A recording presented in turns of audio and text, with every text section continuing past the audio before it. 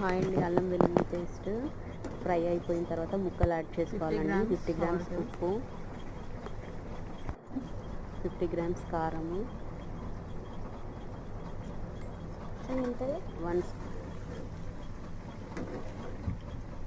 1 spoon మెంతి పిండి,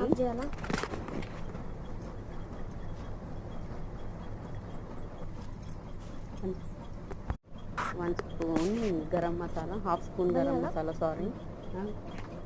2 spoons ధనియా పౌడర్,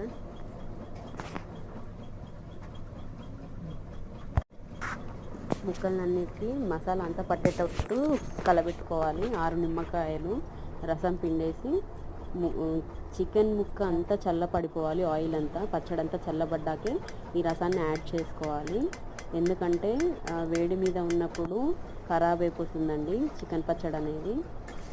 బోన్లెస్ అయితే 3-4 మంత్స్ ఉంటుంది, విత్ బోన్ అయితే 2 or 1 hour.